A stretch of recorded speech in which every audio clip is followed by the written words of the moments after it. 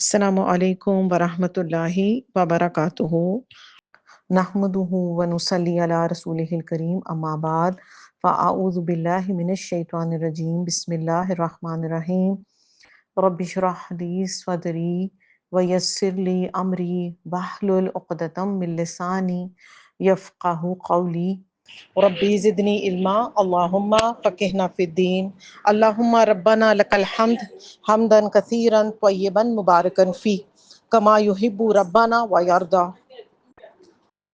जैसा कि मैंने आपको बताया है कि आज इंशाल्लाह हम बात करेंगे कि जब हम अपना एक घर बनाते हैं, दुनिया का घर, तो वो कैसा होना चाहिए। उस घर के अंदर हमारे कुछ उसूल होने चाहिए और घर जो है वो वैसा ही होना चाहिए जैसे कि किसी मुल्क की रियासत होती है। घर वैसा होगा बिल्कुल जैसे उसके इसी तरह ही उसूल होने चाहिए जैसे किसी रियासत के, मुल्क के, किसी स्कूल के, कॉलेज के, किसी इंस्टीट्यूट के होते हैं। कुछ रूल्स एंड रेगुलेशंस होते हैं और उसके मुताबिक जो है वो गाइडलाइन होती है और उसके मुताबिक सब उसमें मिलजुल के रहते हैं। अगर रूल्स एंड रेगुलेशंस नहीं होते तो क्या होता है, मसले मसाइल बन जाते हैं। So is the case. अब जिसका नया घर है या पुराना घर है, हमें कुछ अपने घर के अंदर रूल्स एंड रेगुलेशंस बनाने होंगे जो ताकि हमारे घर के अंदर लिविंग जो है ना वो कंफर्टेबल हो जाए। डॉक्टर अब्दुल करीम बक्कार, ये एक सीरियन स्कॉलर है, मुआशरे में, ज़ात में, इस्लामिक रिवाइवल रिसर्चर भी हैं ये पूरी दुनिया में ये अपने आर्टिकल्स और किताबों की वजह से बहुत मशहूर है। इन्होंने 40 किताबें लिखी हैं इसी टॉपिक पर, यानी मैनरिज्म पर, कि घरों के अंदर कैसे हमें रहना चाहिए। उनकी सारी किताबों का जो निचोड़ है आसान वर्ड में मैं आपके पास लेकर आई हूँ कि उनसे हम सीखें कि हमारे घरों के माहौल कैसे होने चाहिए। फिर ये सऊदी अरेबिया की यूनिवर्सिटीज़ में पढ़ाते रहे हैं, टीवी चैनल्स, न्यूज़ आर्टिकल्स लिखते रहे हैं और वो ये कहते हैं सबसे इम्पॉर्टेंट बात कि वालिदैन कभी भी इस गलत फहमी का शिकार ना हो कि उनके बच्चे जिन स्कूल्स एंड कॉलेजेस में पढ़ रहे हैं वो उनकी अच्छी तरबियत कर देंगे। कभी भी इस गलत फहमी का शिकार ना हो कि वो बच्चे जो है वो अच्छे इंसान या अच्छे मुसलमान या अच्छे शहरी बनेंगे। इसके लिए पेरेंट्स को खुद कोशिश करनी पड़ेगी। अब आप इसके इन बातों के तनाजुर में अपने प्रेजेंट सेक्युलर नॉलेज को देख लें और हमारे जो स्कूलों में जिस तरह से कोर्स आउटलाइन है और जो पढ़ाया जा रहा है, तो आप ऑटोमेटिकली एग्री करेंगे इनकी बातों से।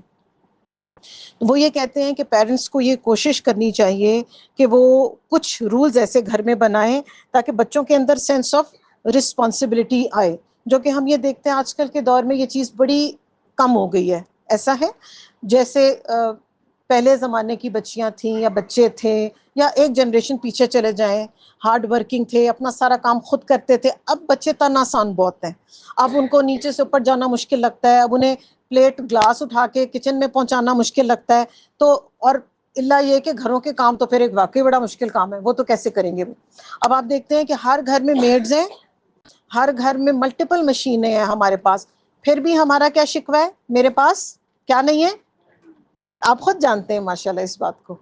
पहले लोगों के पास इतनी फैसिलिटीज नहीं थी, स्टिल मिल बैठने का, आपस में बात करने का, कुछ पढ़ने सीखने का उनके पास वक्त होता था। हमारा वक्त कहाँ चला गया है सारा, हमारे 24 आवर्स कहाँ वेस्ट हो रहे हैं, ये हमने चेक करना है कि हम अपना वक्त जो है वो कहाँ ज़ाया कर रहे हैं। सबसे पहले वो क्या कह रहे हैं कि जैसे पेरेंट्स ने एक घर बना है उसके लिए उसूल बनाने हैं। सबसे पहला क्या उसूल है कि घर का हर फर्द जो है वो अपनी वक्त पर नमाज अदा करेगा। और आप ये देखते हैं अमूमन घरों में ये प्रॉब्लम क्या होता है कि बच्ची बड़े तो पढ़ रहे हैं नमाज, मगर क्या हो रहा है, बच्चे खेल रहे हैं, मोबाइल्स में मसरूफ़ हैं, उनके मैचेस चल रहे हैं, बस ठीक है, अम्मी पढ़ रही हैं, अब्बू पढ़ रहे हैं, बस ठीक है। तो सबसे पहला उसूल डॉक्टर अब्दुल करीम बक्कार हमें क्या कह रहे हैं कि घर का हर फर्द जो है वो अपनी नमाज वक्त पर अदा करेगा। और हम सब ये जानते हैं किस एज में बच्चों पे नमाज फ़र्ज हो जाती है।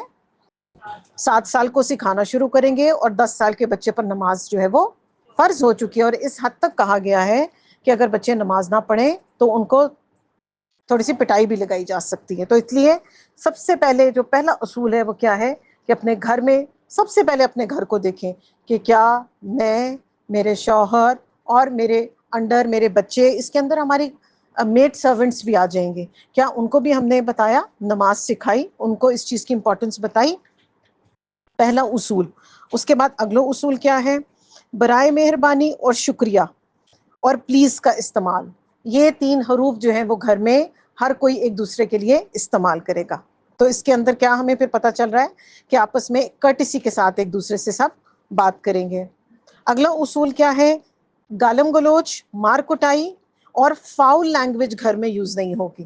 اب یہاں پر بینگ مدرز ہمیں یہ دیکھنے کی بے حد ضرورت ہے کہ ہم اپنے بچوں کے ساتھ چیخ کے بات تو نہیں کر رہے، ہم ان کو ڈانٹ تو نہیں رہے، بلا ضرورت گھر میں جو ہے ہم نے ایک جنگ کا ماحول تو نہیں کریٹ کیا ہوا، چھوٹی چھوٹی باتوں پہ ہم موڈ سوئنگز اور اوفینڈ تو نہیں ہو رہے۔ یہ سارے اصول جو ہیں وہ ہمارے لیے بڑے امپورٹنٹ ہیں کہ ہم ان کو جو ہے وہ، اور خاص طور سے آج کل جب بچے جو ہیں وہ سمر بریک پہ گھر پہ ہیں، سمر بریک ہے، گھر پہ ہیں، صبح لیٹ اٹھ رہے ہیں، لیٹ ناشتے ہو رہے ہیں، ہر چیز لیٹ ہو رہی ہے، جس کی وجہ سے کبھی کبھی ہم اوفینڈ ہو جاتے ہیں۔ تو گھر کا یہ اصول نہیں توڑنے دینا۔ کیوں یہ اتنا امپورٹنٹ کیوں ہے؟ کہ اگر گھر کا جو مین سربراہ ہے وہ مرد ہے، مرد تو اپنے جاب، کام، بزنس کے سلسلے میں گھر سے باہر ہے، اب پیچھے کون ہے گھر پہ بڑا؟ خاتون، خاتون خانہ۔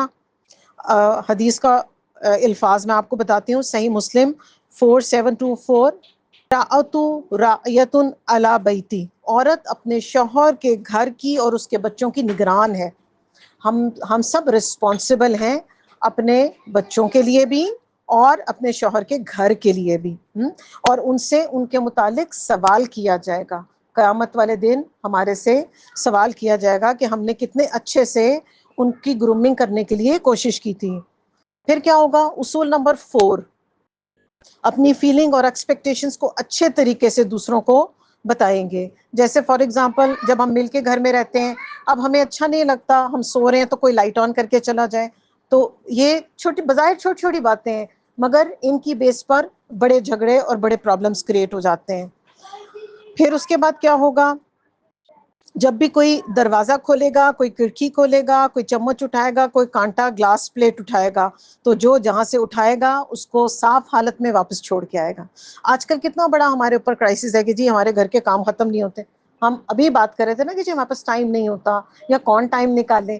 اب دیکھیں جب ساری رسپانسبلٹی گھر کی خاتون پہ آ جائے گی، وہ کب سیکھے گی قرآن؟ پڑھے گی اچھے طریقے سے نماز؟ ہماری تو نماز ہم باندھتے ہیں اور ایک کان ہمارا بیل، گھر کی بیل پہ ہوتا ہے، دوسرا کان ہمارا کوکر کی سیٹی پہ ہوتا ہے، اور ایک پاؤں ہمارا جائے نماز پہ ہوتا ہے، دوسرا ہمارا سیڑھیوں کی طرف جا رہا ہوتا ہے۔ تو کب کنسنٹریشن سے ہم کام کریں گے؟ تو اس سے ہمیں یہ اصول آپ پڑھتے جائیں اور اپنے لیے سیکھتے چلے جائیں کہ ان سے ہمیں یہ پتہ چل رہا ہے کہ جب تک ہم ایز اے فیملی یونٹ مل کے رسپانسبلٹی نہیں اٹھائیں گے، ہمارے پاس کام، گھر کے کام اچھے طریقے سے کرنے کا ہمیں موقع نہیں ملے گا۔ اچھا، اگلا اصول کیا ہے کہ آپ کا کمرہ، آپ کا بیڈ، آپ کی کبڈ آپ کی ذمہ داری ہے، آپ نے اس کو خود مینٹین کرنا ہے۔ ہر کچھ عرصے کے بعد اپنی کبڈز کو خود چیک کریں، بچے ہیں یا بچیاں ہیں اس کو ڈی کلٹر کریں، ایسی چیزیں جو کہ ہمارے یوز میں نہیں آ رہی، ہمارے سٹور رومز ہیں بھرے ہوئے ہیں سامانوں سے، انشاءاللہ یوز کریں گے، وہ انشاءاللہ کبھی آتا ہی نہیں، سالوں کے سال ہماری چیزیں پڑی رہ جاتی ہیں، آؤٹ آف فیشن ہو جاتی ہیں، خراب ہو جاتی ہیں، مگر وہ بیچاری وہیں ہمارے انتظار میں پڑی رہ جاتی ہیں۔ تو کیا کرے؟ جو چیز جس کی ذمہ داری ہے، اگر اس نے وہ چیز استعمال نہیں کرنی، وہ اس کو ڈسکارڈ کرے۔ پھر جو بھی گھر میں کوئی بات کرے گا، چاہے وہ چھوٹا بات کر رہا ہے یا وہ بڑا بات کر رہا ہے، اس کی بات کو سنا جائے گا، بات کو کاٹیں گے نہیں ایک دوسرے کی۔ We will be a good listener. کئی دفعہ اور عموماً گھروں میں یہ ہوتا ہے کہ ماں باپ کی یا بڑوں بزرگوں کی بات تو سنی جاتی ہے، مگر بڑوں کی بات کوئی نہیں سن رہا، بچوں کی بات کوئی نہیں سنتا۔ ویسے اب تو اپوزٹ بھی ہو رہا ہے، اب بچوں کی سنی جا رہی ہے، بڑوں کی کوئی نہیں سن رہا۔ تو بہرحال جس گھر میں جو بھی پرابلم ہے، اس کو خود ہم نے سیٹل کرنا ہے۔ گھر میں جو بھی انٹر ہوگا یا جو بھی جانے لگے گا تو وہ کیا کرے گا؟ وہ سلام کرے گا۔ اس کا کیا فائدہ ہوتا ہے؟ ایک تو اس سے گھر میں برکت ہوتی ہے، دوسرا فرشتے بہت اس چیز پہ خوش ہوتے ہیں اور رزق کی فراوانی ہوتی ہے۔ تو کیا کریں گے؟ جب گھر میں انٹر ہوں گے یا گھر سے جانے لگیں گے تو سلام کرتے ہوئے جائیں گے، اور جب گھر سے باہر نکلیں گے تو باہر نکلنے کی دعا بھی پڑھیں گے۔ پھر ایک گھر کا ہم اصول بنائیں گے، اصول نمبر 9، کہ ہمارے گھر میں ڈیلی قرآن کی ریسٹیشن ہوگی۔ چاہے ہم 2 آیتیں پڑھیں، چاہے ہم ایک رکوع پڑھیں، چاہے ہم صرف ترجمے کے ساتھ پڑھیں، مگر ڈیلی بیسس پر ہم سب مل کے قرآن پڑھیں گے. میں ہوں اس میں، میرے شوہر شامل ہو جائیں گے، میرے ساتھ میرا بیٹا، میری بیٹی، میری میڈ سرونٹس آ جائیں گی. ہم سب مل کے قرآن مجید پڑھیں گے، چاہے ہم 10 منٹ کے لیے ہی پڑھیں. یہ ہم اپنے گھر کا ایک اصول بنائیں گے. یہ اصول نمبر 9 میں نے آپ کو بتایا ہے. اگلا اصول، اچھا، جو ہم سے ہمارے گھر میں ملنے آئے گا وہ بھی ان رولز اینڈ ریگولیشنز کو فالو کرے گا. جیسے ہم وقت پہ نماز پڑھ رہے ہیں، کیا پتا کوئی پہلی دفعہ آپ کے گھر آئے تو وہ اتنے اصول والے گھر دیکھ کے امپریس ہی ہو جائے کہ کتنا اچھا گھر ہے، یہاں پہ تو سب جماعت کے ساتھ نماز پڑھتے ہیں، یہاں پہ تو ڈیلی قرآن مجید کی ریسٹیشن ہوتی ہے، یہاں تو بڑے چھوٹے سب کی بات سنی جاتی ہے. اچھا، 11 اصول، گھر کا کوئی بھی فرد کمروں میں کچھ بیٹھ کر نہیں کھائے گا. اس سے اسکالرس کہتے ہیں کہ گھر میں بے برکتی بھی ہوتی ہے اور بہت سارے کیڑے مکوڑے اور اس طرح کے ایشوز بھی ہم بڑے فیس کرنے پڑتے ہیں. اور گھر کی خواتین کا زیادہ ٹائم جو ہے نا وہ گھر کی صفائی کرنے میں نکل جاتا ہے. تو ایک جو اسپاٹ بنا ہوا ہے، چاہے وہ ہمارا ڈائننگ روم ہے یا لیونگ روم ہے یا جو بھی ایریا ہم نے ڈیسائیڈ کیا ہوا ہے، سب وہیں پہ بیٹھ کے کھائیں گے. اپنے برتن ڈیزگنیشن پر، اس کی جگہ پر ڈیزیگیٹ کریں گے. رات کو عشاء کے بعد سب لائٹس آف ہو جائیں گی اور سب سو جائیں گے. یہ اصول بنائیں. جبکہ ہمارے گھروں کے اصول اس سے بالکل اپوزٹ ہیں. اب کیسا ہوتا ہے؟ سارا دن سوتے ہیں لوگ اور ساری رات جاگتے ہیں، جبکہ ہم یہ دیکھتے ہیں کہ یہ انسان کی صحت کے لیے بہت نقصان دہ ہے. اللہ سبحانہ و تعالیٰ نے ہمارے جسم میں، ہمارے دماغ میں ایک چھوٹا سا ہارمون رکھا ہوا ہے، پی، چھوٹے سے دانے کے جتنا، اور اس کو سرکیڈین سائیکل بھی کہتے ہیں. جب ہم اس کو ڈسٹرب کر دیتے ہیں تو ہمارے ہارمون بھی ڈسٹرب ہو جاتے ہیں، ہمارے فیٹی لیور ہو جاتا ہے، ہمارا ویٹ گین ہو جاتا ہے اور ہمارے بہت سارے صحت کے ایشوز ہو جاتے ہیں. تو کیا کریں گے؟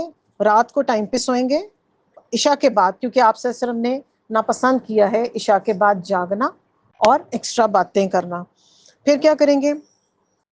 ہمارے گھر میں اصول نمبر 13 کیا ہوگا کہ ہم اپنے گھر میں جو اسمارٹ فونز اینڈ گیجٹس ہیں ان کو استعمال کرنے کا ایک ٹائم ڈیسائیڈ کریں گے، چاہے وہ بڑے ہیں وہ چھوٹے ہیں. خاص طور سے اس کے اندر سے جو بلو لائٹ نکلتی ہے وہ ہمیں سونے میں جو ہے وہ نقصان پہنچاتی ہے، یعنی کہ نیند.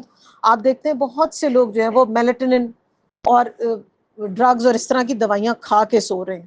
اس کی کیا وجہ؟ اس کی یہی وجہ ہے کہ اتنا ایکسٹراڈنری استعمال ہے، اینڈ تک ہمارا دماغ آکیوپائڈ ہے. تو اس کے ٹائم کو لمٹ کریں گے، تھوڑی دیر کو استعمال کریں گے سونے سے کم از کم. ڈاکٹرز اور ریسرچرز کہہ رہے ہیں 3 گھنٹے پہلے آپ کا ڈیوائس جو ہے وہ بند ہو جانا چاہیے.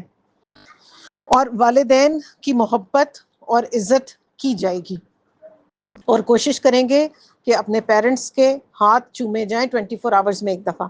یہ پرانے گھروں میں یہ پریکٹسز ہوتی تھیں سب. اب کیا ہو گیا ہے؟ اب بس on line I love you چل رہا ہوتا ہے، پیرنٹس کے ساتھ گروپس بنے ہوئے ہیں، اس میں ہارٹس جا رہے ہیں اور ہارٹس آ رہے ہیں. تو اور خاص طور سے اگلا اصول 15 نمبر اصول کیا ہے کہ جب مل کر بیٹھیں گے تو ڈیوائسز ہاتھوں میں نہیں ہوگی. ورنہ عموماً ایسے ہوتا ہے کہ جب سرکل میں سب بیٹھے ہوئے ہوتے ہیں تو بیٹھے تو ساتھ ہوتے ہیں مگر ہر بچے کے ہاتھ میں اپنی ڈیوائس ہے، اماں کے ہاتھ میں اپنی، ابو کے ہاتھ میں اپنی. اور کئی دفعہ ایسا بھی ہوتا ہے بیٹھے ہوئے ہوتے ہیں اور گروپ میں چیٹ کر رہے ہوتے ہیں، چیٹ آپس میں کر رہے ہیں مگر ڈیوائس پہ کر رہے ہیں اور سامنے بیٹھ کے کوئی انٹریکشن نہیں ہو پا رہا. پھر رات کو عشاء کے بعد جو ہے نمبر 17 رول ہمیں کیا مل رہا ہے کہ رات کو کسی قسم کی پڑھنے پڑھانے کی ایکٹیویٹی نہیں ہوگی، الا یہ کہ ہم قرآن پڑھتے ہوں. اس ٹائم دنیا کی پڑھائی جو ہے وہ آپٹیمل ٹائم جو پڑھنے کا ہے نا وہ مارننگ کے آورز ہیں. فجر کے بعد سے لے کے 10-11 تک کا جو ٹائم ہوتا ہے اس وقت برین میکسیمم پوٹینسی پہ ہوتا ہے. کسی اسٹوڈنٹ نے پڑھائی کرنی ہے، پیپرز کی تیاری کرنی ہے، وہ بیسٹ ٹائم ہے. تو بچوں کو بھی پروموٹ کریں، خود بھی اگر ہم پڑھنے پڑھانے سے ہمارا تعلق ہے تو فرسٹ آورز کے اندر فجر کے بعد والے ٹائم جو ہے وہ ہم پڑھائی کریں. پھر نمبر 18، ہر فرد جو ہے وہ گھر کی جو ریسورسز ہیں ان کی حفاظت کرے. فار ایگزامپل کہیں پہ نلکا کھلا رہ گیا، اب یہ نہیں کرنا کہ چونکہ فلاں بھائی کھول کے گیا تھا وہی آ کے بند کرے گا، ایسے نہیں ہوگا. جو اویلیبل ہے اس کو بند کر لیں. فینز آن رہ گئے، ایئر کنڈیشنر آن رہ گیا، جلدی میں چلے گئے، بھول گئے، دروازہ کھلا چھوڑ گئے، نہیں. جس نے دیکھا وہ فوراً اس کی ٹیک کیئر کرے گا، گھر کے ریسورسز کو ویسٹ ہونے سے بچائیں گے. نمبر 19، ہر کوئی اپنا کام خود کرے گا مگر گھر کے بڑے چھوٹوں کو کام کے لیے کہہ سکتے ہیں، اور انہیں کہنا بھی چاہیے تاکہ چھوٹوں کو کام کرنے کی عادت ہو. نمبر 20، خاندان کی ضروریات کو پرائرٹائز کیا جائے گا، یعنی سب سے پہلے اپنے گھر میں ایک دوسرے کی جو ضرورتیں ہیں، کسی کو کوئی پرابلم ہے، کسی کو کوئی دوائی چاہیے، کسی کی کوئی ریکوائرمنٹ ہے، کسی کو کھانا چاہیے، تو سب کو چھوڑ کے فرینڈز پیچھے ہوں گے، پہلے اپنے گھر والوں کا خیال کیا جائے گا۔ اب آپ یہ دیکھ رہے ہیں کہ یہ جتنے اصول ہم پڑھ رہے ہیں نا، ان سب سے ہم بہت دور ہو چکے ہیں۔ نمبر 21 اور لاسٹ اصول وہ کیا ہے کہ ہر ایک کے کمرے میں اس کی ایک پرائیویسی ہے۔ پیرنٹس کے روم میں بچے وداؤٹ پرمیشن نہیں جائیں گے۔ اسپیشلی کون سا ٹائم؟ فجر کا ٹائم، فجر کے بعد کا ٹائم اور عشاء کے بعد کا ٹائم۔ یہ تو قرآن مجید میں سورہ نور میں بھی الحمدللہ آپ نے پڑھا ہے۔ اور اس کے علاوہ بھی یہ بچوں کو مینر سکھانے ہیں کہ ہر ایک کے روم میں، خاص طور سے جب آپ جوائنٹ فیملی سسٹم میں رہتے ہیں تو ہم یہ دیکھتے ہیں کہ بہت سارے مسئلے مسائل، جھگڑے، باتیں بھی اس وجہ سے ہوتی ہیں کیونکہ انسان ایک دوسرے کی پرائیویسی کا خیال نہیں رکھتا۔ تو یہ 21 اصول تھے جو کہ ایک گھر کے اندر ہم سب کو ڈیوائز کرنے چاہیے۔ پہلے ہم بات یہ بھی کر لیتے ہیں کہ جیسے دنیا کے گھروں کے لیے ہم اتنے خوش رہتے ہیں، جب ہم دنیا کا گھر بنا لیتے ہیں، ہم تو زمین پہ ہمارے پاؤں نہیں ٹک رہے ہوتے، ہمیں لگتا ہے کہ ہم نے اتنی اچھی سوسائٹی میں اتنا بڑا گھر بنا لیا۔ تو ہمیں تھوڑی سی یہ بھی کوشش کرنی چاہیے کہ ہم آخرت میں بھی اپنے گھر کے لیے کوشش کریں۔ کیا ہم سب کا دل کرتا ہے کہ ہمارے آخرت میں بھی ایسے پیارے پیارے گھر دے اللہ پاک؟ اس کے لیے بڑے چھوٹے چھوٹے اور آسان اصول ہمیں ملتے ہیں، وہ بھی ہم ابھی ڈسکس کریں گے۔ اور حضرت آسیہ رضی اللہ تعالیٰ عنہا کی دعا ہم سب کو آتی ہے نا، انہوں نے کتنی خوبصورت دعا کی تھی، حالانکہ وہ فرعون کی وائف تھی اور ان کے پاس ایک بہت بڑا محل تھا، ہر طرح کی آسائش تھی، مگر انہوں نے اللہ سے کیا دعا کی تھی؟ رب ابنی لی عندک بیتا فی الجنہ، کہ اے اللہ سبحانہ و تعالیٰ مجھے جنت میں آپ کے پاس گھر چاہیے۔ کتنی خوبصورت دعا۔ ہم دنیا کے گھروں پر ہی ریجھ جاتے ہیں، کسی کا بڑا گھر دیکھ لیتے ہیں، ہم وہیں پہ فلیٹ ہو جاتے ہیں، وہیں پہ فلیٹر ہو جاتے ہیں، اسی کو دیکھ دیکھ کے ہم خوش ہوتے رہتے ہیں۔ تو آخرت کے گھر کی طرف بھی کچھ کوشش کریں اور اس کے لیے بھاگ دوڑ کریں۔ اور پھر دنیا کے گھر میں بھی اگر ہم چاہتے ہیں کہ ہمارا گھر جو ہے وہ ستاروں کی طرح چمکے، تو اس کے لیے ہمیں کیا کرنا چاہیے؟ حدیث کا مفہوم آتا ہے، جس گھر میں قرآن کی تلاوت کی جاتی ہے تو آسمان والوں کو وہ ایسے نظر آتا ہے جیسے تمہیں ستارے نظر آتے ہیں، اس طرح چمک رہا ہوتا ہے۔ جیسے ہم زمین سے اوپر دیکھتے ہیں تو ہمیں ستارے کتنے پیارے چمکتے ہیں، اسی طرح ہی آسمان والے، تو آسمان پہ کون ہے؟ فرشتے ہیں، تو وہ ہمارے گھروں کو دیکھتے ہیں تو انہیں ہمارے گھر چمکتے ہوئے نظر آتے ہیں۔ پھر اس کے بعد کیا کریں؟ کچھ ایسے کام کریں گے جس سے ہمارے لیے جنت میں گھر بن جائے گا اور جنت میں درخت بھی لگ جائے گا۔ کیسے؟ اگر ہم کہیں گے سبحان اللہ، الحمدللہ اور اللہ اکبر، تو کیا ہوگا کہ ہمارے لیے گھر میں ہمارے نیم کے ساتھ جو ہے وہ درخت لگا دیا جائے گا۔ پھر اس کے بعد کوئی اگر یہ پڑھتا ہے سبحان اللہ العظیم و بحمدہ، تو اس کے لیے نام کا ایک درخت لگ جائے گا اور وہ درخت جو ہے وہ کھجور کا درخت ہوگا۔ کتنی بڑی آنر کی بات ہے، اور کتنا ٹائم لگا ہے؟ سیکنڈ بھی نہیں لگا۔ پھر اس کے بعد کچھ اور اچھے کام اگر ہم کریں گے تو ہمارے لیے آخرت میں گھر بن جائے گا۔ سورہ اخلاص جو شخص پڑھتا ہے اس کے لیے جنت میں جو ہے وہ گھر بنا دیا جاتا ہے۔ سورہ اخلاص سب کو آتی ہے، چھوٹے سے بچوں کو بھی آتی ہے، تو کیا کریں؟ دن میں کوئی ایک ٹائم رکھ لیں، اس ٹائم سورہ اخلاص کو جو ہے وہ اچھی سی پراپر تجوید کے ساتھ اس کے مخارج اچھے سے ادا کرتے ہوئے اس کو ادا کریں۔ پھر ایسا شخص، بڑی خوبصورت حدیث کا مفہوم ہے، جو شخص صرف اس وجہ سے خاموش ہو جائے اللہ کے خوف سے اور وہ جھگڑے کو اوائڈ کرے مگر وہ حق پر ہو، پھر بھی وہ چپ کر جائے، اور اللہ سبحانہ وتعالیٰ پھر کیا کرتے ہیں؟ ایسے شخص میں آپ صلی اللہ علیہ وسلم نے فرمایا کہ جنت میں اس کے گھر کا میں ضامن ہوں۔ کہ چھوٹی چھوٹی گھر میں ہو جاتی ہے نا، انبن ہو جاتی ہے، جھگڑا بہت بڑا ہو سکتا تھا، ورنہ کئی دفعہ ہم کہتے تھے نا کہ میرا منہ نہ کھلوائیں، میں بہت کہہ سکتی ہوں، بات ہو سکتی ہے نا، وہاں پر ہم نے اپنے آپ کو کنٹرول کیا اور خاموشی کی، تو اللہ سبحانہ وتعالیٰ ہمارے لیے جنت میں جو ہے وہ ایک گھر بنا دے۔ تو کیا کرنا ہے؟ اللہ سبحانہ تعالیٰ سے دعائیں بھی بہت مانگنی ہے اور حضرت آسیہ کی دعا کو زبانی یاد کر لینا ہے۔ فجر کی نماز کے بعد جب سورج پورا طلوع ہو جائے گا اور زوال کا ٹائم یعنی تقریباً 12 بجے سے پہلے 4 رکعت اگر ہم نفل ادا کریں گے تب بھی ہمارے لیے جو ہے وہ ایک اللہ سبحانہ تعالیٰ جنت میں گھر بنا دیتے ہیں۔ اور اس کے بعد ایک اور بھی بہت بڑا ریوارڈ آتا ہے کہ جب آپ فجر کی نماز پڑھ لیں اور آپ اپنی جگہ بیٹھے رہیں، ہم لوگ خواتین تو کر سکتی ہیں نا، مرد بھی کر سکتے ہیں کہ فجر کی نماز پڑھی اسی جگہ بیٹھے رہے اور بیٹھے رہے، ذکر اذکار کرتے رہے۔ اب کیا ہوا کہ سورج نکل آیا، لائٹ آ گئی، اگر ہم نے اس وقت 4 نفل جو ہے ادا کیے تو پورے ایک مقبول عمرے کا حج ہمیں مل سکتا ہے۔ ہم سب تڑپتے رہتے ہیں حج اور عمرہ کے لیے، تو کتنی بڑی اپرچونٹی، دیکھیں کتنا بڑے اللہ سبحانہ تعالیٰ نے ہمارے لیے شارٹ کٹ لگائے۔ دیکھیں بہت سے ایسے لوگ ہیں جو فائنینشلی جن کے لیے پاسبل نہیں ہے جانا، کسی کی ہیلتھ اس قابل نہیں ہے، کوئی بڑھاپے کو چلا گیا ہے، تو یہ سب ہمارے لیے اللہ سبحانہ تعالیٰ نے آسانیاں رکھی ہوئی ہیں۔ اور اللہ سے دعا کریں کہ اللہ پاک ہم سے ہر وہ کام لے لے جو آپ صلی اللہ علیہ وآلہ وسلم نے کیے، اور ہر وہ کام سے ہمیں بچا لے جو کہ شر کا ذریعہ ہیں، جو کہ ہمیں اللہ کی محبت سے دور کرنے والے ہیں، اور جو قیامت والے دن ہمارے لیے خسارے کا ذریعہ ہے۔ وما علینا الا البلاغ المبین۔ سبحانک اللہم ربنا وبحمدک، اشہد ان لا الہ الا انت، استغفرک واتوب الیک۔ السلام علیکم ورحمۃ اللہ وبرکاتہ۔